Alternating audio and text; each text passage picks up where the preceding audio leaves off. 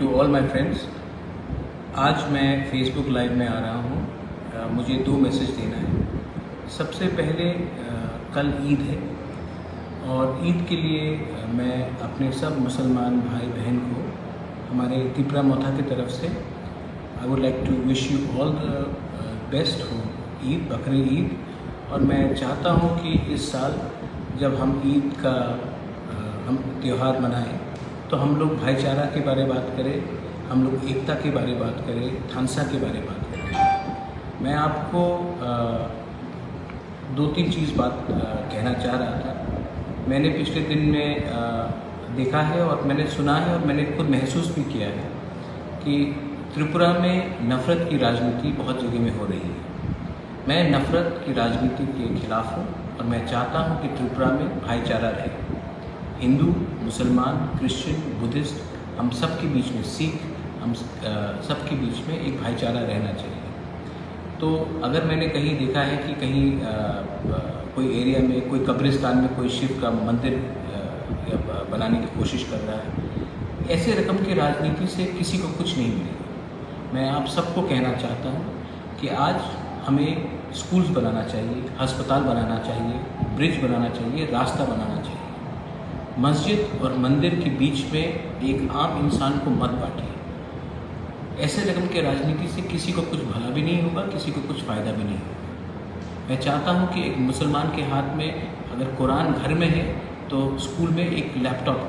मैं चाहता हूँ कि एक पिपरासा के घर में अगर घर में अपना बाबा गरिया है तो स्कूल में एक इंग्लिश एजुकेशन हो। हम धर्म को लैंग्वेज के संग कभी लिंक नहीं करते। मैं चाहता हूँ कि हमारे लोगों को भी इंग्लिश एजुकेशन मिले।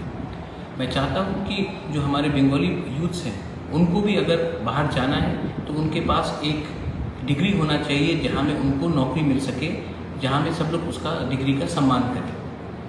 तो इस ईद के अवसर में मैं सबको एक ही अपील करना चाहता हूँ, प्लीज़ बी यूनाइटेड। बहुत लोग सिस्टम में गंदे हैं जो सिस्टम का फ़ायदा लेकर असली इशू में बात नहीं करते।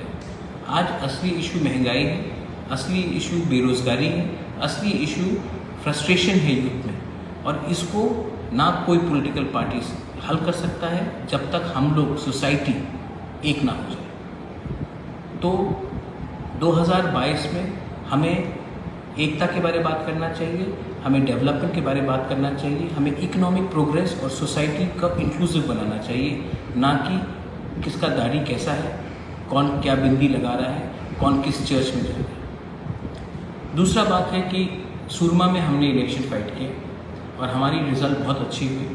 मैं अपने त्रिपुरा मोथा के वॉरियर्स को सबको बोलना चाहता हूँ, जो एरिया में हमारे मुसलमान भाई ने हमारे संग इस समय हमें मदद किया और हमारे संग रहे, उनको आप जाकर ईद के समय फ़ोन कीजिए।